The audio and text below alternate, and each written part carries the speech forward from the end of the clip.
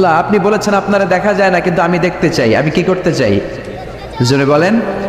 আল্লাহ বললেন লান তারানি, never you can see me, never you can see me, তুমি আমাকে দেখতে পাবে না, কারণ আমাকে দেখা যায় না। সাইয়েদনা মুসা বললেন আমি দেখতে চাই, আল্লাহ বললেন দেখা যায় না। মুসা বলে দেখতে চাই, আল্লাহ বললেন দেখা যায় না। মুসা আলাইহিস সালাম বললেন, কথা বলেন না কেন?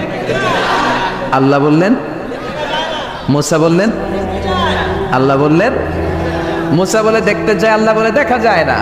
কিন্তু সাইয়েদনা মুসা আলাইহিস সালাম ছেড়ে দেবার পাত্র নয়, হেরে যাবার পাত্র নয়, পিছু হটার পাত্র নয়। মনে যেটা উঠেছে আদায় করার পাত্র হলো মুসা, ঠিক কি না?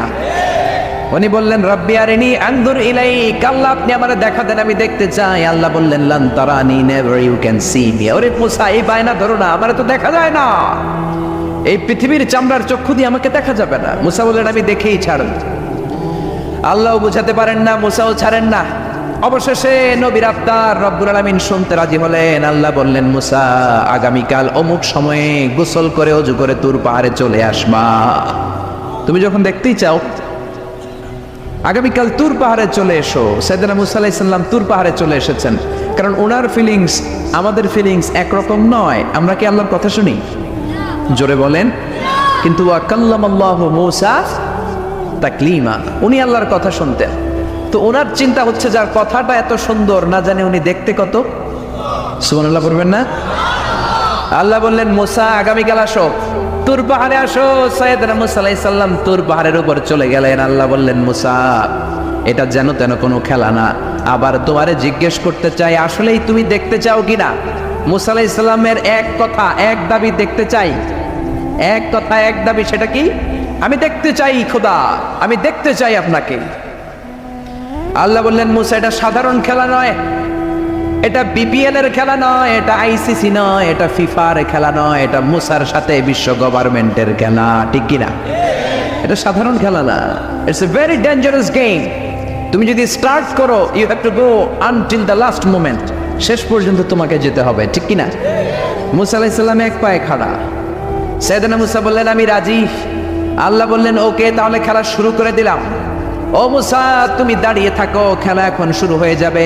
রব্বুল আলামিন মুসা আলাইহিস সালামের চারিদিকে অন্ধকার করে দিলেন। কি করে দিলেন?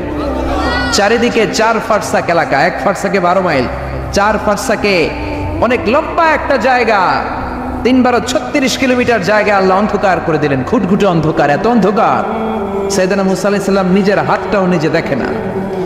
এবার মনের মধ্যে একটু ভয় চলে আসছে, কোন আওয়াজ নাই, অন্ধকার। এবার মনের মধ্যে ভয় এসেছে, কিন্তু আল্লাহকে দেখতে চায়, ওই নেশায় এখন অন্তরের মধ্যে কিছু সাহস আছে না নাই? সাহস নিয়ে দাঁড়িয়ে আছেন। এবার আল্লাহ চারিদিকে আলোকিত করে দিলেন। এবার বললেন মুসা আরো কিছু কাজ আছে, তোমার চারদিকে 4 ফারসাক এরিয়ার মধ্যে কোনো প্রাণী থাকতে পারবে না, কোনো মশা থাকবে না, মাছি থাকবে না, ইঁদুর থাকবে না, ব্যাঙ থাকবে না, পাখি থাকবে না। সবগুলো পশু আর প্রাণীকে বললেন, আল্লাহ বললেন তোমরা বাইরে চলে যাও, বাউন্ডারির বাইরে চলে যাও। বাংলাদেশের সাথে ইন্ডিয়ার খেলা, আপনারা দর্শক মাঠে ঢুকতে পারবেন? বলেন ঢুকলে খেলা হবে, খেলাটা হবে। আল্লাহ বললেন সবাই বাইরে চলে যাও, সব বাইরে চলে গেল। এবার আল্লাহ বললেন মুসা তোমার 2 কাঁধের মধ্যে 2 ফেরেশতা আছে না নাই? কিরামান, তাদেরকেও বাইরে পাঠানোর দরকার আছে না নাই? আল্লাহ বললেন তোমরাও 4 দিক থেকে বাউন্ডারি দেয়া এরিয়ার বাইরে তোমরা চলে যাও। এবার রব্বুল আলামিন বললেন আল্লাহর স্পেশাল সিকিউরিটি ফোর্স ফেরেশতাকে তোমরা 4 দিকে বাউন্ডারি দাও।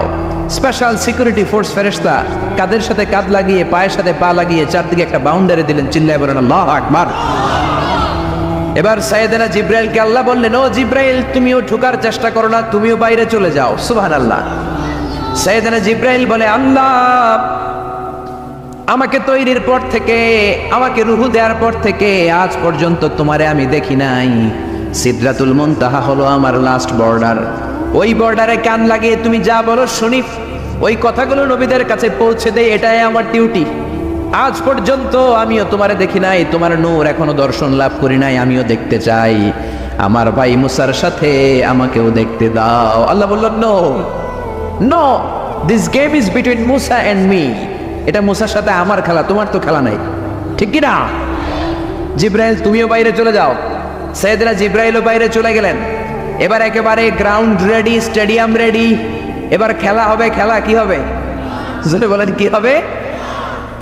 মুসা আলাইহিস সালাম আর বিশ্ব গভর্নমেন্ট আল্লাহর সাথে খেলা।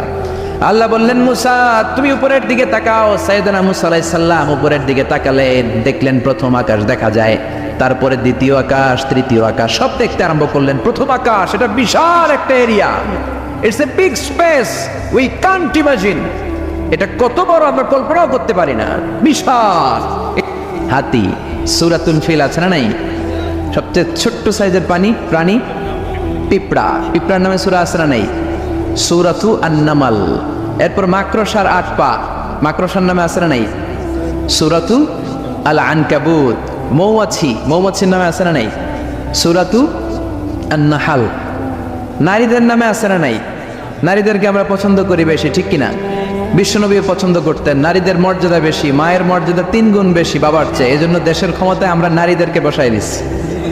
যেহেতু ক্ষমতা কয় গুণ বেশি, 3 ডবল যেহেতু মর্যাদা, তো বাবারে বসাবো কেন, মারই বসাই দিলাম। 2 মাই আছে, ঠিক কিনা? এই স্বাধীনতার পর থেকে এই 2 মা, আল্লাহ করে মা দিছে কয়টা? জোরে বলেন। এই 2 মা যদি একটু আদর সোহাগ দিয়ে আমাদেরকে রাখতো, তাহলে এই বাংলাদেশটা সিঙ্গাপুর হয়ে যেত। চিল্লা এখন, ঠিক কিনা? সিঙ্গাপুরে আমি ছিলাম কিছুদিন, আমার প্রোগ্রাম ছিল। এবছর গিয়েছিলাম ব্যাংককে, থাইল্যান্ড। তো ওদের দেশের একটা নিয়ম আছে, সেটা হচ্ছে ম্যারিটোক্রেসি। দেশের সব নিয়োগগুলো মেরিটের ভিত্তিতে হবে, যোগ্যতার ভিত্তিতে, চাচা খালুর টেলিফোনে নয়। কিন্তু আমাদের দেশে মামা খালুর ফোনে চাকরি আছে না নাই? সিঙ্গাপুরে নাই। এই সিঙ্গাপুরটা গোটা বিশ্বে পরিচিত ছিল জেলেপাড়া হিসেবে। জেলেপাড়া মাছ ধরতো, কি ধরতো? যেই এলাকাটা মাছ ধরে খেত, এই এলাকাটা এখন গোটা বিশ্বের উন্নত ডেভেলপড কান্ট্রি, দ্য ফার্স্ট ওয়ার্ল্ডের একটা অন্যতম দেশ। চিল্লায় বলেন ঠিক কিনা? গোটা বিশ্বের মানুষগুলো ট্যুরিজমের জন্য সেখানে যায়। চমৎকার চমৎকার ট্যুরিস্ট অ্যাট্রাকশন তারা সেখানে করে রেখেছে। ওদের ছোট্ট একটা দেশ, একটা শহর নিয়ে একটা দেশ। আমাদের এতগুলো জেলা, 64টা জেলা, ওদের এতগুলো জেলা নাই, একটা মাত্র জেলা। ওই জেলার নামেই শহর, জেলাটার নাম সিঙ্গাপুর। মূলত এটা এসেছে ইন্ডিয়ান শব্দ সিংহপুর থেকে। আগে ওখানে সিংহ থাকতো, সিংহপুর থেকে সিঙ্গাপুর। যেহেতু জায়গা কম, সেহেতু তারা 3টা সিঙ্গাপুর বানিয়েছে, উপরে একটা, মাটির নিচে আরো 2টা। আপনি মাটির নিচে গেলে অবাক হয়ে যাবেন, মাটির নিচে আরো 2 সিঙ্গাপুর। সব ট্রেনগুলো, সব গাড়িগুলো মাটির নিচ দিয়ে চলে, উপরেও কিছু আছে। তো বাংলাদেশে এরকম হতে পারতো যদি আমরা ভালো ভালো নেতা পেতাম। জোরে বলেন ঠিক কিনা? আমরা স্বাধীনতা পেয়েছি, কিন্তু স্বাধীনতার মজা আমরা পাই নাই। 71-এ আমাদের উপর জুলুম করেছে পাক হানাদার বাহিনী, আর 71-এর পর আমাদের উপর জুলুম করছে আমাদের ভোট দেয়া নেতারাই। চিল্লায় বলেন ঠিক কিনা? এজন্য নেতা বানানোর সময় বুঝে শুনে বানানোর দরকার আছে না নাই? যারা কোরআন পছন্দ করে, ইসলাম পছন্দ করে, আমরা তাদের সাথে আসি না নাই? আপনি কোরআন নিয়ে যদি রিসার্চ করেন, অবাক হয়ে যাবেন। মানুষের নামে আল্লাহ সূরা দিলেন, প্রাণীর নামে সূরা দিলেন, চাঁদের নামে সূরা দিলেন, সূর্যের নামে সূরা দিলেন। কি অবাক করা কাণ্ড! দেশগুলো হচ্ছে 30 ভাগ আর সাগর হচ্ছে 70 ভাগ। চিল্লায় বলেন আল্লাহু আকবার। তার মানে এই পৃথিবীর তুলনায় কত ছোট্ট একটা জায়গায় এই সূর্যপুরে আমরা বসে আছি। কত নগণ্য আমি, কত ক্ষুদ্র আমি, কত ছোট্ট আমি, ঠিক কিনা? এই পৃথিবীটা হচ্ছে আমাদের সৌরজগতের অনেকগুলো গ্রহের মধ্যে থেকে ছোট্ট সাইজের একটা গ্রহ। এই যে সূর্যের আলো আমরা প্রতিদিন পাই, যেটার আলো প্রায় 8 মিনিট 20 সেকেন্ড ব্যয় করে আমাদের দিকে আসে, সেকেন্ডে 1,86,000 মাইল বেগে। এই সূর্যটা এত বিশাল পৃথিবীর চাইতে 13 লক্ষ গুণ বড়। আর আসতে বলেন সুবহানাল্লাহ। সূর্যই কি পৃথিবীর সবচাইতে বড় সাইজের তারা? নো, সূর্যের চেয়েও অনেক বড় তারা আছে। ব্যাটেলজিউস নামে একটা তারা আছে, যেই তারাটা, যে সূর্য পৃথিবীর চেয়ে 13 লক্ষ গুণ বড়, ওই ব্যাটেলজিউস তারা সূর্যের চেয়ে 33 কোটি গুণ বড়। তার মানে এই না ব্যাটেলজিউসই পৃথিবীর সবচেয়ে বড় তারা। সূর্যের পরে পৃথিবীর সবচেয়ে কাছের তারার নাম হচ্ছে প্রক্সিমা সেন্টরাই, তারপরে আলফা সেন্টরাই এ, আলফা সেন্টরাই বি, এটা ক্যারিনা, ব্যাটেলজিউস, এরকম করতে করতে এক একটা তারা বিশাল বড়। এই সবগুলো তারা মিলে আমাদের গ্যালাক্সি। আমাদের গ্যালাক্সিতে অনেকগুলো তারা। আমাদের গ্যালাক্সির নাম হচ্ছে মিল্কি ওয়ে। এর মানে এই নয় মহাবিশ্বে মাত্র একটা গ্যালাক্সি। বিজ্ঞানীদের ধারণা প্রথম আকাশের নিচে প্রায় 400 বিলিয়ন গ্যালাক্সি রয়েছে। চিল্লায় পড়ে আল্লাহু আকবার। এরকম হাজারো গ্যালাক্সি নিয়ে আমাদের ইউনিভার্স, এরকম হাজারো ইউনিভার্স গোটা বিশ্বে আছে না নাই? এই সবগুলোকে প্রথম আসমানের নিচে রেখে আসমানটাকে সুশোভিত করেছে কে? সাইয়েদনা মুসা আলাইহিস সালাম প্রথম আসমানের দিকে তাকালেন, ওনার চোখের পাওয়ার বাড়িয়ে দিল কে? উনি এই গ্যালাক্সি দেখতে আরম্ভ করলেন, ব্ল্যাক হোল দেখতে আরম্ভ করলেন, ইউনিভার্স গুলো দেখতে আরম্ভ করলেন, ডিফারেন্ট ল অফ নেচার নিয়ে যত ইউনিভার্স আছে তিনি দেখলেন। তারপরে দ্বিতীয় আকাশ, একটার চাইতে আরেকটা বড়, একটার চেয়ে আরেকটা বড়। আমরা কিন্তু প্রথম আকাশ দেখি না। নাসার বিজ্ঞানীরা আজীবন গবেষণা করেও প্রথম আকাশের নাগালে যেতে পারবে না। তারা যেখানে যায় এটা হচ্ছে প্রথম আকাশের মহাশূন্য। এটা কি? প্রথম আকাশের মহাশূন্য, তারপরে প্রথম আকাশ, তারপরে দ্বিতীয় আকাশের মহাশূন্য, তারপরে দ্বিতীয় আকাশ, তারপরে তৃতীয় আকাশের মহাশূন্য, তারপর তৃতীয় আকাশ। একটার চাইতে আরেকটা বড়। কত বড়? বিশ্বনবী বললেন তোমার হাতের আংটিটা, কোনটা? আংটিটা যদি সাহারা মরুভূমিতে ফেলে দাও, তাহলে সাহারা মরুভূমির তুলনায় তোমার আংটি যত ছোট, আল্লাহর দ্বিতীয় আকাশের তুলনায় আল্লাহর প্রথম আকাশটা ঠিক তত ছোট। এভাবে তৃতীয় আকাশ আরো বড়, চতুর্থ আকাশ আরো বড়। সাইয়েদনা মুসা আলাইহিস সালাম দেখলেন 7 আকাশ দেখলেন।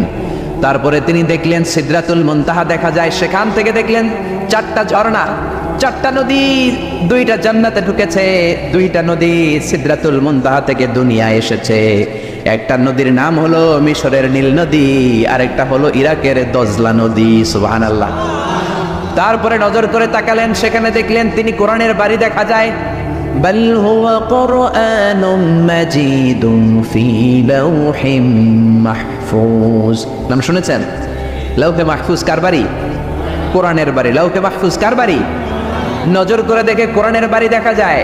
সাইয়েদনা মুসা আলাইহিস সালামের চোখের পাওয়ারকে বাড়িয়ে দিয়েছে কে? ওনার চোখের মেকানিজম, মেগাপিক্সেলকে প্রখর করে দিয়েছে কে? তারপরে নজর করে দেখলেন বাইতুল মামুর দেখা যায়, যেই বাইতুল মামুর হলো ফেরেশতাদের কিবলা।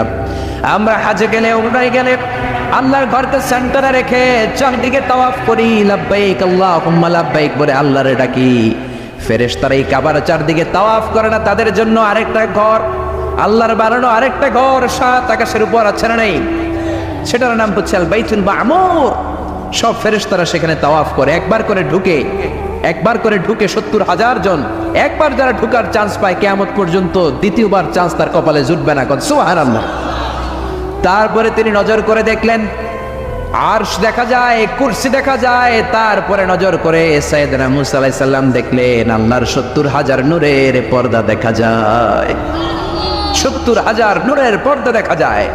সেখান থেকে আল্লাহ গায়বী আওয়াজ দিয়ে বললেন, মুসা লাস্ট ডেস্টিনেশনে চলে এসেছো, একেবারে ফাইনাল গেট। এই গেটের পরে আর ফিরে যাওয়ার কোনো জায়গা নাই।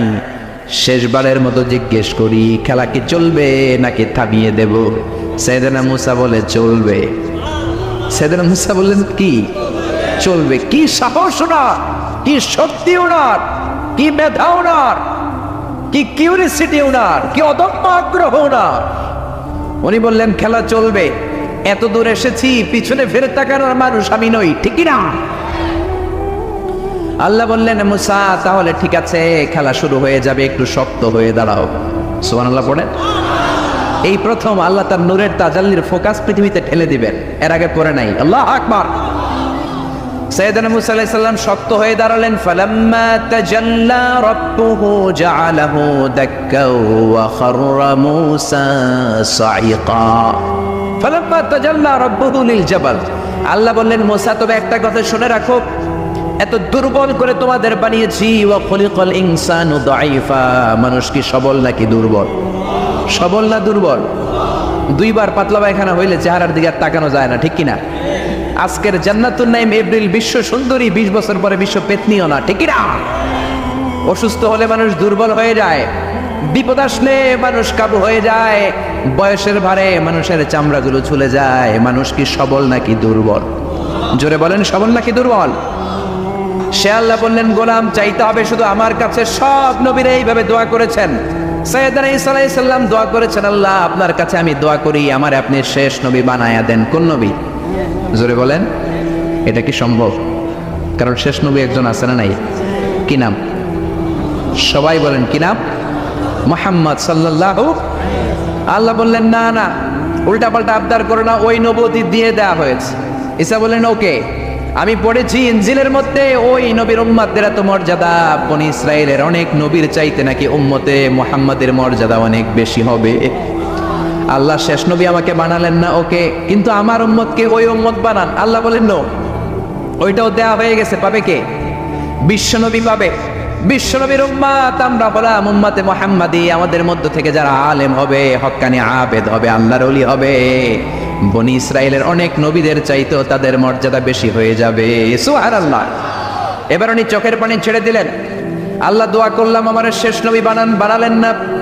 দোয়া করলাম আখিরি উম্মত আমারে দেন, আমারে দিলেন না। এবার আমি দোয়া করি, এই দোয়া কিন্তু ফেলতে পারবেন না। আল্লাহ বললেন করো করো। সাইয়েদনা ঈসা বললেন আল্লাহ তাহলে আপনি আমাকে এই পৃথিবীর মধ্যে ওই নবীর উম্মত করে আরেকবার দুনিয়াতে পাঠানো লাগবে। সুবহানাল্লাহ। কবুল করে নিল কে? পৃথিবীতে একজন নবী এখনো মরে নাই, কি নাম? ঈসা আলাইহিস সালাম। উনি আসবেন ইমাম মাহাদির 7 বছর যখন হবে, তার গভর্নিং 7 বছর চলে যাওয়ার পরে আসবেন। ঈসা আলাইহিস সালাম যখন আসবেন, এসে দাজ্জালকে, অ্যান্টি ক্রাইস্টকে নিজ হাতে হত্যা করবেন। চিল্লায় বলেন ঠিক কিনা? এটা ছিল ঈসা নবীর দোয়া। এবার বিশ্বনবী কোন দোয়া করেছেন জানার দরকার আছে না নাই? বিশ্বনবী বলেন লিকুল্লি নবীন দাওয়াতুন মুস্তাজাবা, প্রত্যেক নবীর জন্য একটা করে দাওয়া মুস্তাজাবা আছে। আলেম যারা আছেন তারা বুঝবেন। দাওয়া মুস্তাজাবা মানে এমন দোয়া যেটা কবুল হয়ে যায়। দোয়া করলেই, কথা বলেন, দোয়া করলেই কবুল। এরকম দোয়া রব্বুল আলামিন সব নবীকে একটা একটা করে দিয়েছেন। ওই দোয়াটা করলেই সেকেন্ডের মধ্যেই কবুল করে দেয় কে? সব নবী ওই দোয়া দুনিয়াতেই করে ফেলেছে। বিশ্বনবী বললেন লিকুল্লি নবীন দাওয়া মুস্তাজাবা, সব নবীর জন্য একটা স্পেশাল দোয়া আছে, দাও বিহা, যেই দোয়াটা নবীরা দুনিয়াতেই করে ফেলেছে। ওয়া ইন্নী আখতাবিউ দাওয়াতি শাফাআতান লি উম্মতি ইয়াউমাল কিয়ামাহ। আল্লাহু আকবার। আর আমি আমার দাওয়া মুস্তাজাবা স্পেশাল দোয়াটা এখনো করি নাই। আমার দোয়াটা এখনো আমি জমিয়ে রেখেছি। কিয়ামতের কঠিন ময়দানে আমার উম্মত যখন বিপদে পড়ে যাবে, আমার উম্মতের জান্নাতে যাওয়ার ব্যাপারে ঝামেলা লেগে যাবে, আল্লাহর অনুমতি ক্রমে শাফাত করে করে আমি আমার উম্মতদেরকে জান্নাতে ঢুকিয়ে দেব। তখন আমি ওই দোয়াটা করব। বিশ্বনবী সিজদায় পড়ে থাকবেন কিয়ামতের ময়দানে। সব নবীরাও বলবে ইয়া নাফসি ইয়া নাফসি। কেউ যখন আল্লাহর কাছে যেতে পারবে না, সবাই মিলে বিশ্বনবীর কাছে যাওয়ার পরে বিশ্বনবী তখনও মাথা তুলবেন না। বিশ্বনবী কপাল ঠুকে কেঁদে কেঁদে বলবেন রব্বি হাবলি উম্মতি, ও আল্লাহ আমার উম্মতকে আপনি মাফ করে দেন। সুবহানাল্লাহ। আল্লাহ বলবেন নবী ইরফা রাসাক, মাথা উঠান, সাল তুতা, আজকে যা চাইবেন তাই দিব, ইশফা তুশাফা, যারাই শাফাত করবেন আমার অনুমতি ক্রমে কবুল করে নিব। সুবহানাল্লাহ। বিশ্বনবী চাইলে ওই দোয়াটা দুনিয়াতেই করতে পারতেন অন্য নবীদের মতো, ঠিক কিনা? অন্য নবীরা যেমনি নিজেদের প্রয়োজনে ওই দোয়াটা দুনিয়াতেই করেছে, আমার নবীকে ওই রকম করেছে নাকি? তার মানে আমার নবীর আমাদের জন্য মায়া বেশি না কম? আমার জন্য রেখে দিয়েছেন ওই দোয়াটা, আপনার জন্য রেখে দিয়েছেন দোয়াটা, আমাদের জন্য দোয়াটা রেখে দিয়েছেন। আমরা যখন কিয়ামতের ময়দানে বিপদে পড়ে যাব, বিশ্বনবী দোয়া করে করে আমাদেরকে জান্নাতে ঢুকিয়ে দিবেন, ঠিক কিনা? বিশ্বনবী দুনিয়াতে কম আঘাত সহ্য করেন নাই। যেই লোকটার বাইরের চামড়া থেকে রগ দেখা যেত, রগের ভেতর দিয়ে যে রক্তগুলো দৌড়া দৌড়ি করে সেটাও দেখা যেত। সুবহানাল্লাহ। পৃথিবী এত সুন্দর মানুষ দেখে নাই। ওই লোকটাকে পাথর মেরে মেরে তায়েফের ময়দানে রক্তাক্ত করা হয়েছে 3 বার।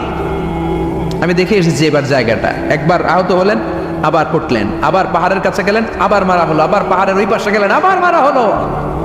3 বার পাথর মারা হলো। বিশ্বনবী নিজের কোনো প্রয়োজনে, নিজের স্বার্থের জন্য যান নাই। তায়েফবাসীদের জান্নাত নিশ্চিত করার জন্য, তাদের ভালোর জন্য, তাদেরকে দাওয়াত দেওয়ার জন্য গিয়েছেন। তারপরও মাইরা আসানা নাই, তখনও বিশ্বনবী দোয়া করেন নাই। ওই দিন যদি দোয়া করতেন আল্লাহ তায়েফবাসীদেরকে আপনি শেষ করে দেন, সেকেন্ডের মধ্যে পুরো তায়েফকে পাউডার করে দিতে পারতো কে? উহুদের ময়দানে তীর এসে বিশ্বনবীর দাঁতের মধ্যে বিঁধে গেল, ঝরঝর করে রক্ত ঝরলো। ওই কঠিন দিনেও বিশ্বনবী ওই দোয়াটা করেন নাই, ঠিক কিনা? বদরের ময়দানে 313 জন সাহাবী নিয়ে বিশ্বনবী চোখের পানি ছাড়ছেন। আবু বকর বলেন ইয়া রাসূলুল্লাহ ইয়া হাবিবাল্লাহ, মাথা উঠান, আপনি এমন ভাবে দোয়া করেছেন আমার মন সায় দেয়, আমার মন বলে আজকের দোয়া আল্লাহ ফেরাবে না, ওঠেন। বিশ্বনবী চাইলে ওই দিনও বলতে পারতেন কুরাইশদেরকে আল্লাহ আপনি নাস্তানাবুদ করেন, করে দিত কে? প্রচন্ড ক্ষুধার সময় বিশ্বনবী যখন মক্কায় কেঁদে কেঁদে হয়রান, তখন ওই দোয়াটা করেন নাই, ঠিক কিনা? 3 বছর আত্মীয় স্বজন সহ শিয়াবে আবু তালেবে জেল খেটেছেন। কয় বছর? জোরে বলেন। প্রথম বছর খেয়েছে ছাগলের গোশত, সবাই ছাগল পালতো, নিজেদের ছাগলের গোশতগুলো খেয়েছে। দ্বিতীয় বছর কোনো ছাগল নেই, ছিল ছাগলের রোদ্রে শুকানো চামড়াগুলো পানিতে ভিজিয়ে ভিজিয়ে চামড়া খেয়েছে। তৃতীয় বছর ছাগলের চামড়াও নাই, কি নাই?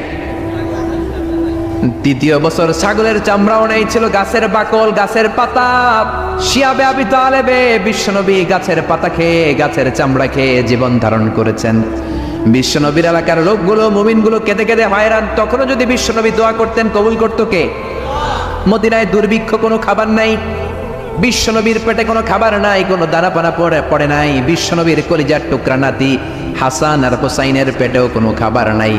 বিশ্বনবীর কলিজার টুকরা ফাতেমার পেটে কোনো খাবার নাই। চাইলে বিশ্বনবী তখন দোয়াটা করতে পারতেন না? বিশ্বনবী মসজিদে নববীতে জোহরের নামাজ পড়ে হাসান হুসাইনকে দেখতে গেলেন, যে দেখে ফাতেমা রান্না করে। আসলে কি রান্না করে? চুলার মধ্যে পাতিল দিয়ে পানি গরম করে আর হাসান হুসাইনকে বুঝ দেয়, ঠিক কিনা? বিশ্বনবীর পায়ের আওয়াজ শুনে ঘুমন্ত হাসান আর হুসাইন জেগে গেল। দৌড়ে এসে নানাজিকে ঝাপটে ধরে ডেকে বলে, নানাজি গতকাল কেন দেখতে আসলেন না? আজকে দুপুর হয়ে গেল, বিকেল হয়ে যাচ্ছে, এখন বুঝি আপনি দেখতে আসার সময় হলো? বিশ্বনবী বললেন, হাসান হুসাইন এই তো এইমাত্র জোহরের নামাজ পড়ে আসলাম, তোমাদের খোঁজ খবর নিতে এসেছি। হাসান আর হুসাইন বলল, কি খোঁজ খবর নিবেন?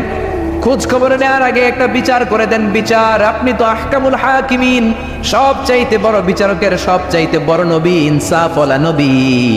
আপনার কাছে বিচার দিয়ে কেউ কোনোদিন বিচারে ঠকে নাই, ঠিক কিনা? আপনি একটা বিচার করেন। বিশ্বনবী বললেন, কিসের বিচার? হাসান বলে, নানাজি আপনার মেয়ের নামের বিচার, ফাতেমার নামের বিচার। বিশ্বনবী বললেন, ও হাসান, আমার মেয়ে ফাতেমার আবার কি বিচার? কি অপরাধ আমার ফাতেমার? হাসান হুসাইন চোখের পানি ছেড়ে দিয়ে ডেকে বলে, নানাজি আপনার মেয়ে আমাদেরকে খাবার দেয় না কেন? খাবার দেয় না কেন? বিচার দিলাম, গতকাল সারাদিন বলেছে রাত্রিবেলা খাবার দিবে, রাতে খাবার দেয় নাই। আমাদেরকে বলেছে তোমরা ঘুমিয়ে যাও, আমি রান্না করি, সকালে দিব। ঘুমিয়ে গেলাম, সকালবেলায় খাবার চাইলাম, আপনার মেয়ে ফাতেমা তখন আমাদেরকে খাবার দেয় না। দাদা, আমরা ছোট্ট দুইটা মানুষ ক্ষুধার জ্বালায় বেহুশ হয়ে যাই, আর সহ্য করতে পারি না, আপনার মেয়ে খাবার দেয় না। দুপুর হয়ে গেল, দুইজনে কান্নাকাটি করে আপনার মেয়ে এখন পর্যন্ত আমাদেরকে খাবার দেয় নাই। আমরা দুজন তো আর সহ্য করতে পারি না, কেন আপনার মেয়ে আমাদের সাথে এমন করে? আপনার কাছে বিচার দিলাম, আপনি বিচার করেন। বিশ্বনবী আর কি বিচার করবেন? ধা ধা করে বিশ্বনবী চোখের পানিগুলো ছাড়েন, হুসাইনকে জড়িয়ে ধরলেন, হাসান রে জড়িয়ে ধরলেন, ডেকে বললেন, হাসান রে কাছে আয়। বিশ্বনবী শাম দেশের জুব্বা পড়তেন, শাম দেশের জুব্বাটা উপরের দিকে উঠালেন, হাসান রে দেখালেন, এই তো দেখ তোর নানার পেটের মধ্যে 3টা পাথর বাঁধা। একদিন না খেয়ে থাকার কারণে তোদের পেটে এত জ্বালা, এত কষ্ট। আমি বিশ্বনবীর পেটে গত 3 দিন যাবত কোনো দানা পানি পড়ে নাই। আমি বিশ্বনবী তো না খেয়ে আছি রে হাসান, আমি তো 3 দিন না খেয়ে আছি, আমার পেটেও তো কিচ্ছু নাই। নানাও কাঁদলেন, নাতিও কাঁদলেন, পুরো পৃথিবীও কাঁদলো, ঠিক না? ওই কঠিন ক্ষুধার দিন, ওই কঠিন দুর্ভিক্ষের দিন বিশ্বনবী যদি তার স্পেশাল দোয়াটা করতেন, জান্নাত থেকে জিব্রাইলকে দিয়ে খাবারের বস্তা পাঠিয়ে দিত কে? ওই দিনও বিশ্বনবী দোয়াটা করে নাই। আমার জন্য, আপনার জন্য, আমাদের জন্য দোয়াটা এখনো আসরা নাই। হাজার ব্যথা বেদনার পরে ফিরে আসনি তুমি আপন ঘরে, দিনের আলো তুমি ছড়িয়ে দিতে চলে গেলে মদিনায় মক্কা ছেড়ে। হে রাসূল তোমাকে ভুলি আমি কেমন করে, হে রাসূল তোমাকে ভুলি আমি কেমন করে।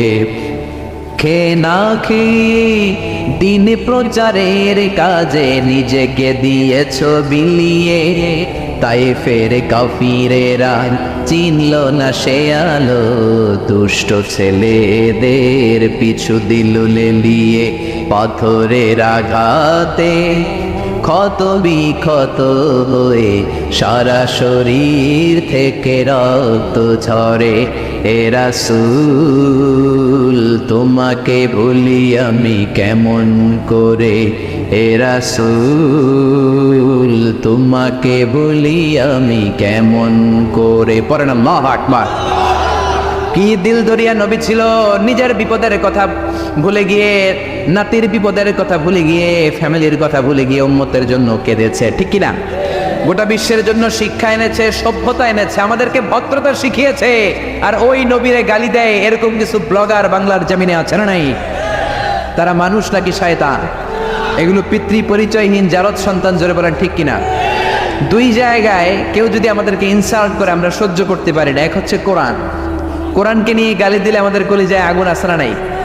বিশ্বনবীরে গালি দিলে কলিজায় আগুন ধরে যায়, যদি না ধরে যায় তুমি মুমিন নও, তুমি মুনাফিক। চিল্লা এখন ঠিক কিনা? বিশ্বনবীরে গালি দিলে কলিজায় আগুন লাগে, কলিজায় আগুন লাগে মুসলমান। কার কার লাগে তো হাত উঁচু করে আল্লাহর দেখা। লিল্লাহি তাকবীর, লিল্লাহি তাকবীর, লিল্লাহি তাকবীর। আল্লাহ আমাদের হাতগুলোকে কবুল করে নেক, আমরা পড়ি আমিন। আর জোরে পড়েন আমিন। এজন্য বিশ্বনবীর সুন্নাহ আমাদের আসল সম্বল। বিশ্বনবী যে শিক্ষা আমাদের কাছে রেখে গিয়েছেন সেটাই সম্বল, ঠিক কিনা? বিশ্বনবীর আগের গুনাহ মাফ, পরের গুনাহ মাফ, তারপরেও তিনি আল্লাহর কাছে যখন দোয়া করতেন ছোট্ট বাচ্চার মতো হাউ মাউ করে কেঁদে দোয়া করতেন। আমরা করি? আমাদের কান্না আসেই না। এত পাষাণ আমাদের হৃদয়, এত আধুনিকতার মধ্য দিয়ে আমরা সময় কাটাচ্ছি। সোশ্যাল মিডিয়ার ভেতরে আমাদের এত সময় দেয়া হয়। এই সোশ্যাল মিডিয়া আমাদেরকে ঘুমাতে দেয় না, আমাদেরকে স্বাভাবিকভাবে চলতে দেয় না, আমাদের অন্তরটাকে নরম হতে দেয় না, ঠিক কি না? আমাদের কান্না আসে না, আমাদের হৃদয় পাষাণ হয়ে গেছে, আমাদের হৃদয় নরম হয় না। অন্যের দুঃখে আমরা দুঃখ পাই না, অন্যের দুঃখে যারা দুঃখ পায় না তারা মানুষ হতে পারে না, ঠিক কি না? ছাগলের পেট থেকে বেরোলে ওইটারে আমরা বলি ছাগল, গরুর পেট থেকে বেরোলে আমরা ডাকি গরু, মুরগির পেট থেকে বেরোলেই সেটা মুরগি হয়ে যায়। কিন্তু মানুষের পেট থেকে বেরোলে সেটা মানুষ হয় না, ওইটারে মানুষ বানাতে হয়, ঠিক কিনা? এই দুনিয়া এখন তো আর সেই দুনিয়া নাই, মানুষ নামের মানুষ আছে দুনিয়া বোঝাই। সেই মানুষের ভিড়ে আমার আসল মানুষ নাই, ঠিক কিনা? আসল মানুষের বড় অভাব। অন্যের দুঃখে কাঁদবে, অন্যের জ্বালা নিজের অন্তরেও জ্বালার সৃষ্টি করবে, সেই মানুষ আর নাই, ঠিক কিনা? বিশ্বনবীর আগের গুনাহ নাই, পরের গুনাহ নাই, তারপরেও মুনাজাতে হাউমাউ করে কাঁদতেন। তিনি দোয়ায় বলতেন, আল্লাহ ইন্নী আব্দু কবনু আব্দি কবনু আমাতিক নাসিয়াতি বিয়াদিক। ও আল্লাহ, আমি আপনার গোলাম, গোলামের ঘরের গোলাম, বান্দির ঘরের গোলাম। আল্লাহ আমি আপনার গোলাম, গোলামের ঘরের গোলাম, মানে আমার বাপ আব্দুল্লাহ আপনার গোলাম, আমরা গোলাম বংশের। সুবহানাল্লাহ। গোটা বিশ্বের শ্রেষ্ঠ মানুষটা নিজের গোলাম বলতে দ্বিধাবোধ করতো না, বলতো আমি আপনার গোলাম, গোলামের ঘরের গোলাম, বান্দির ঘরের গোলাম, নাসিয়াতি বিয়াদিক। আমার মাথার চুলের ছুটি আপনার হাতের মুঠোয়, আমার চুলের ছুটি আপনার হাতের মুঠোয়, গোলামের মতো যেখানেই টানবেন আমি ওখানেই যাবো। আল্লাহু আকবার। এই ছিল বিশ্বনবীর বিনয়। নিজেকে গোলাম বলতে স্বাচ্ছন্দ্য বোধ করতেন, কোনোদিন জীবনে অহংকার করেন নাই। কোনোদিন বিশ্বনবী কারোর সাথে মুসাফা করতে যে নিজে আগে হাত টানেন নাই, যতক্ষণ না ওই লোকটা তার হাত টেনে নিয়েছে। সুবহানাল্লাহ। আর বিশ্বনবীর হাত ছিল আলিয়া নমিনার দিবাজ। বিশ্বনবীর হাত ছিল রেশমের কাপড়ের চেয়েও নরম। সিল্ক ছিলেন, সিল্কের কাপড়ের চেয়ে বিশ্বনবীর হাত ছিল নরম। এই নরম হাত মুসাফার মধ্যে যে একবার পাইতো কেউ ছাড়তে চাইতো না, ধরেই রাখতো। আর বিশ্বনবী নরম হৃদয়ের নবী, কেউ যদি না ছাড়ে বিশ্বনবীও ছাড়তেন না। সুবহানাল্লাহ। ওই নবী মুনাজাতে কাঁদতেন। এজন্য ভাইরা এই কথা বললেন না আল্লাহ আমার দোয়া শোনে না, আপনি দোয়ার মতো দোয়া করেন নাই, এজন্য শোনে নাই, ঠিক কিনা? দোয়া কবুল হওয়ার রহস্য হচ্ছে চোখের পানি। বিশ্বনবী বললেন দুইটা চোখের পানি আল্লাহর কাছে সব চাইতে সেরা। এক হলো জিহাদের ময়দানে রক্তের ফোঁটা, দ্বিতীয় হলো আল্লাহর ভয়ে মোনাজাতের মধ্যে চোখ থেকে বেয়ে বেয়ে পড়া পানির ফোঁটা। আবার বিশ্বনবী বললেন অনুশোচনার চোখের পানি, চোখ দিয়ে নাকের ডগা বেয়ে বেয়ে জমিনে পড়ার আগে ওই দোয়াটা কবুল করে নেয় কে? এজন্য চাওয়ার সময় নিজের ছোট করেন, বলবেন আল্লাহ আমি আপনার গোলাম, গোলামের ঘরের গোলাম, বান্দির ঘরের গোলাম, আমার চাইতে ক্ষুদ্র ছোট কেউ নাই, এমন কোন গুনাহ নাই আমি করি নাই, তুমি ছাড়া আমারে পার করার কেউ নাই, ঠিক কিনা? এরকম দোয়ার মধ্যে নিজেরে ছোট করে দেন, আপনার দোয়া কবুল করবে কে? এজন্য সব সময় চাইবে একজনের কাছে, তিনি কে? একদল আছে বা এক শ্রেণীর লোক আছে, রোগে যখন পড়ে তখন আল্লাহরে ডাকে, রোগ ভালো হয়ে যায় আল্লাহরে ভুলে যায়, আছে না নাই? নির্বাচনের আগে আল্লাহরে ডাকে, নির্বাচন শেষ আল্লাহরে ভুলে যায়, আছে না নাই? সমস্যায় পড়েছে আল্লাহরে ডাকে, সমস্যা নাই আল্লাহরে ভুলে যায়, আছে না নাই? এমন করা যাবে না, সব সময় ডাকবেন। তবে রব্বুল আলামিন বলেন স্পেশাল কিছু সময় আছে, ওই সময়ে দোয়া করলে দোয়া কবুল করে নেয় কে? তাহাজ্জুদের সময়। এই স্পেশাল দু একটা সময়ের কথা বলে আমরা দোয়া করব।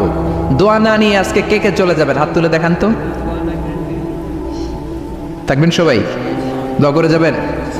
অল্প 2-1 মিনিট কথা বলে আমি এখন দোয়ার দিকে যাব। ওয়াদা করেছেন, বসে থাকবেন। ওয়াদার খেলাফ করা কি মুমিনের আলামত না মুনাফিকের? আমরা একসাথে দোয়া করে আজকে এখান থেকে বিদায় নিব। পড়েন ইনশাআল্লাহ।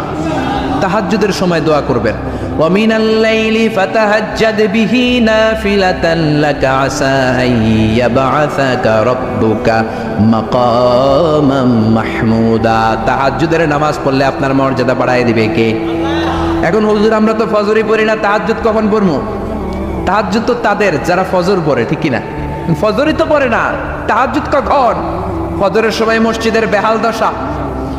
ফজরের সময় যত মসজিদে নামাজ পড়লাম খালি মুরব্বী চাচাদেরকে পাওয়া যায়, ইয়াং ছেলেরা নাই। ফজরের নামাজ মুরব্বীদের জন্য নয়, ফজরের নামাজ তোমাদের মতো ইয়াংস্টার যারা আছো তাদের জন্য, ঠিক কি না? ওয়াদা করো সূর্যপুরের মসজিদগুলোতে যুবকরা যে ফজরের নামাজে মসজিদ ভরে দিবা, রাজি আছো? রাজি আছো যুবকেরা? এই যৌবন বয়সের ইবাদত আল্লাহর কাছে সবচাইতে প্রিয়। খেয়াল করে বোঝার চেষ্টা করো। যুবক বয়সে যদি গভর্নমেন্ট সার্ভিস করো, বার্ধক্যে উপনীত হলে পেনশন আছে না নাই? অনুরূপ ভাবে যুবক বয়সে যদি ইবাদত করো, বার্ধক্য অবস্থায় ইবাদত করতে না পারলেও পেনশনের হিসাবে তোমার আমলনামায় সওয়াব দিয়ে দিবে কে? এজন্য যুবক বয়সের ইবাদত আল্লাহর কাছে প্রিয়। মসজিদ তখন ধরে যখন আর কাজ করার সুযোগ নাই। মসজিদে তখন যায় যখন কেউ চাকরিতে নেয় না। মসজিদে তখন যায় যখন ঘরের কেউ তার সাথে কথা বলতে চায় না, মানে বয়স হয়ে গেছে 70। তখন দাড়ি রাখে যখন শেভ করতে গেলে হয় গাল কাটবে নয় ব্লেড ভাঙবে, ঠিক না? এজন্য যুবক বয়সে মসজিদে যাও। এখন তোমাদের রক্ত গরম, যা চাও তোমরা তাই করতে পারো। যেই মুরব্বী বাবাদের দাড়িগুলো পাকা হয়ে গিয়েছে তারাও তোমাদের মতো ওই বয়সটা পার করে এসেছে, ঠিক কিনা? দুদিনের দুনিয়া, অল্প কয়েকটা বছরের ব্যবধানেই তোমার চুল পাকতে শুরু করবে। তোমার এই রক্ত গরম শরীরটাও ঠান্ডা হয়ে যাবে। তোমার আশেপাশে আর কেউ ঘুরবে না, কেউ তোমারে ডাকবে না, কেউ তোমারে গুনবে না। চিল্লায় বলেন ঠিক না? এজন্য কিয়ামতের দিন বিশ্বনবী বলেন, বনি আদম 5টা প্রশ্নের উত্তর না দিয়ে কেউ পা নাড়াতে পারবে না। এর মধ্যে একটা প্রশ্ন হলো, যৌবন বয়সটা তুমি কেমন কাজে লাগিয়েছো? যৌবন বয়সে কি ইসলামের পক্ষে স্লোগান দিয়েছো নাকি আমার বামপন্থীদের দলে গিয়েছো, ঠিক না? যৌবন বয়সে কি তাফসির মাহফিলে গিয়েছো নাকি মমতাজের গানের কনসার্টে গিয়েছো? যৌবন অবস্থায় তুমি কি কোরআনের অর্থ পড়েছো, ইসলামী সাহিত্য পড়েছো নাকি চটি বই পড়েছো, ঠিক কিনা? পাই টু পাই কিয়ামতের দিন জিজ্ঞেস করবে কে? চিল্লায় বলেন কে? এজন্য তাহাজ্জুদের অভ্যাস করেন। যারা তাহাজ্জুদ পড়ে তাদের চেহারায় একটা আলাদা গ্লেস আছে। লোকটা কালো হলেও, যদি কালো রঙের লোক হয়, একটা গ্লেস আছে। আমার অনেক কালো বন্ধু আছে। আমি মিশরে পড়েছি, students of more than 100 nationalities, we used to study, stay and dwell in the same place. 100টারও বেশি দেশের ছাত্র থাকতাম। আমার অনেক আফ্রিকান বন্ধু ছিল, কুচকুচে কালো, তেল তেলে, কিন্তু কালো হলেও চেহারা একটা সৌন্দর্য আছে না নাই? এজন্য কালো মানুষও যদি তাহাজ্জুদ পড়ে চেহারায় নূর বাড়িয়ে দিবে কে? 2 নম্বরে হলো আযান আর ইকামতের মাঝখানে যদি দোয়া করে, ওই দোয়া কবুল করে কে? এটা অনেকে জানে না। আযান দিয়েছে, মসজিদে গিয়েছে, সুন্নত নামাজ পড়ে বসে আছে, কখন ইকামত হবে, আরো 5 মিনিট বাকি, মাথা চুলকায়, আছে না নাই? মোবাইল টেপাটেপি করে, ফেসবুকিং করে, ঘড়ির দিকে তাকায় আছে, ঘড়ির কাঁটাও ঘুরে, ওর মাথাও ঘুরে, আছে না নাই? তো বসে থাকবা কেন তুমি? 5 মিনিট সময় আছে, চাইতে হবে কার কাছে? বাজারে যাওয়ার সময় যেমনি আপনি লিস্ট করে নিয়ে যান, এটা লাগবে ওটা লাগবে, মসজিদে যাওয়ার সময় মোবাইলের টুকি নিয়ে যান, কাগজের টুকি নিয়ে যান। আল্লাহ আমার সুন্দরী বউ লাগবে, বউ দাও, দিবে কে?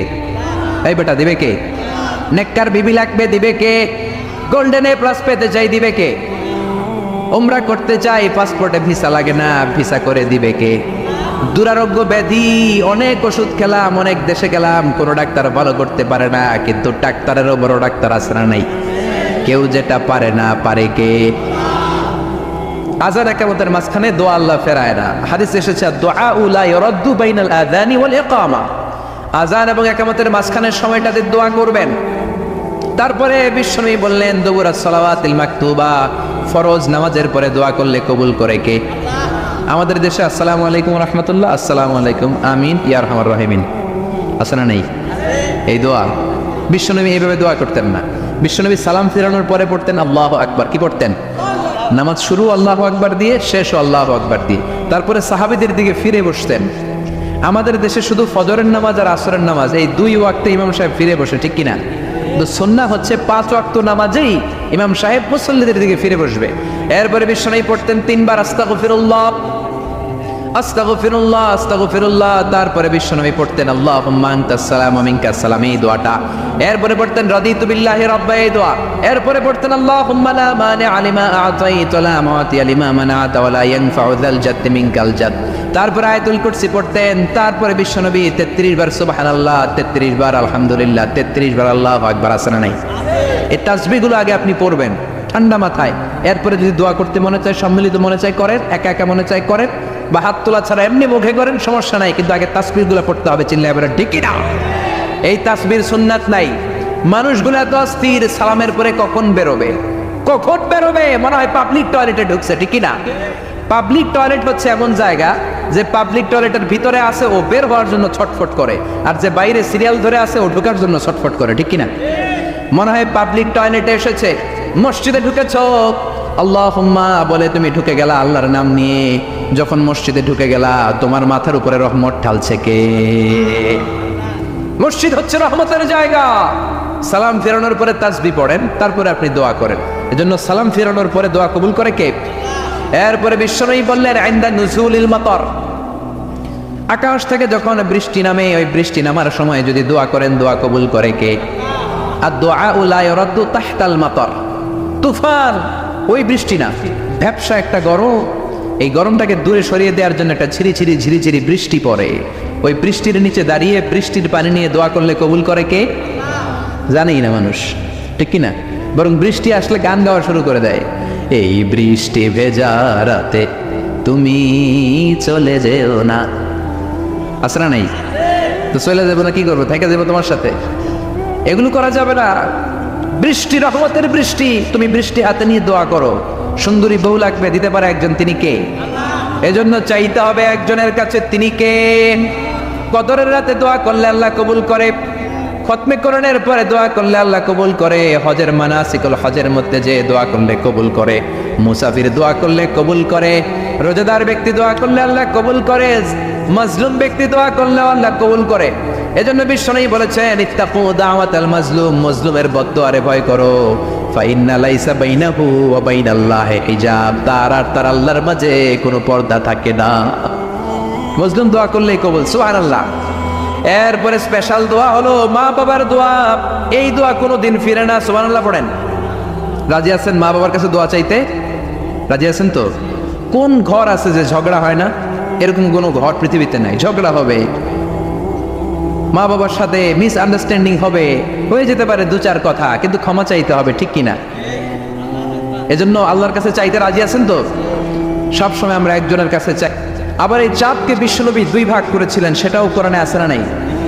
ইকতারাবাতিস সাআতু ওয়ানশাক্কাল কামার ওয়া ইয়ারাউ আয়াতান ইয়ারিদু ইয়াকুলু সিহরুম মুস্তামির। বিশ্বনবী আঙ্গুলের ইশারায় চাঁদকে 2 ভাগ করেছিলেন।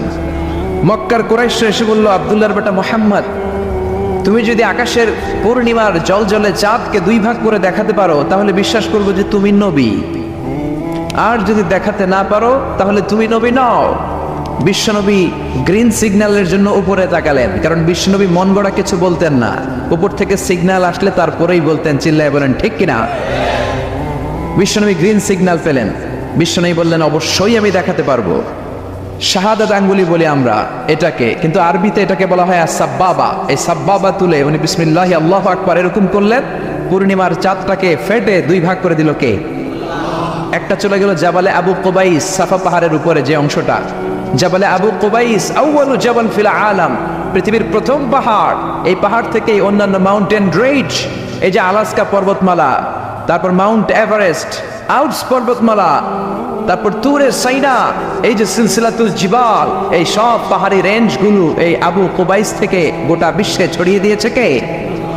চাঁদের এক খণ্ড চলে গেল আবু কুবাইসে, আরেক খণ্ড চলে গেল জাবাল কায়কানের ভেতরে। মক্কার লোকেরা দেখে তো অবাক, কি আজীব তামাশা, চাঁদকে দুই ভাগ করে ফেললো, আবার এই চাঁদকে মিলিয়ে দিল। বিশ্বনবীর এই চমৎকার মুআজিজা দেখে হাজার হাজার মক্কার লোকেরা কালিমা পড়ে মুসলমান হয়ে গেল। এই চাঁদের মধ্যে প্রথমে নেমেছিল নীল আর্মস্ট্রং, কি নাম? মহাকাশে যাওয়ার আগে তার আগে কুকুর পাঠিয়েছিল একটা, নাম হচ্ছে কি? লাইকা। লাইকা নামে একটা কুকুর পাঠিয়েছে, যে মরলে আগে কুত্তায় মরুক, আমরা বেঁচে থাকি, ঠিক কিনা?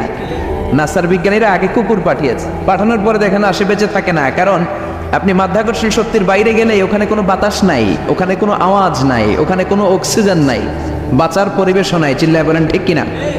তারপর গেল ভ্যালেন্টিনা তেরেস্কোভা, প্রথম নভোচারী। এদের সাহসের এই ধারাবাহিকতায় 1969-এ অ্যাপোলো 11 নামে একটা স্পেস শাটল দিয়ে নাসার সেই স্টেশন থেকে নীল আর্মস্ট্রং, এডউইন অলড্রিন আর মাইকেল কলিন্স তিন বন্ধু মিলে একটা স্পেস শাটল দিয়ে চলে গেল চাঁদে। চাঁদে তারা নামলো, দীর্ঘ সফর, প্রচন্ড ক্ষুধা, খাওয়ার কিছু নাই, পকেটে ছিল চকলেট, চকলেট তারা খেলো। ইউনাইটেড স্টেটস অফ আমেরিকার পতাকা তারা সেখানে গেড়ে দিল। নীল আর্মস্ট্রং খেয়াল করে দেখে চাঁদের এই মাথা থেকে ওই মাথার মাঝখানটাতে ফাটা। ফাটিয়েছে কে? চিল্লায় বলেন কে? সে পরবর্তীতে পৃথিবীতে এসে বিশ্বনবীর বায়োগ্রাফি করে জানতে পেরেছে এটা বিশ্বনবী আঙ্গুলের ইশারায় ফাটিয়েছিলেন। পড়েন আল্লাহু আকবার। আবার চাঁদের মধ্যে সে একটা মিউজিক শুনতে পেল। কি শুনতে পেল? চমৎকার একটা মিউজিক, কিন্তু পৃথিবীতে এসে কোথাও এই মিউজিক সে পায় না, কোথাও এই মিউজিকের ক্যাসেট অ্যালবাম খুঁজে পায় না। পরে আমেরিকার একটা প্রেয়ার হলের পাশ দিয়ে সে হেঁটে যাচ্ছে, হঠাৎ দেখে ওই মসজিদের ভেতর থেকে ওই মিউজিকটা বাজে যেটা সে চাঁদে শুনেছে। মসজিদে ঢুকে দেখে একজন লোক কানের মধ্যে দুই হাত দিয়ে এই মিউজিকটা বাজায়। আসলে এটা কি মিউজিক না আজান? চিল্লায় বলেন মিউজিক না আজান? সে ভিতরে ঢুকে মুয়াজ্জিনরে বলে, তুমি এত বড় সিঙ্গার, এত বড় মিউজিশিয়ান, তোমার গান, তোমার মিউজিক চাঁদেও বাজে, কি এটা? সে বললো, এটা গান নয়, এটা মিউজিক নয়, এটা হচ্ছে আজান। চিল্লায় বলেন ঠিক কিনা? সে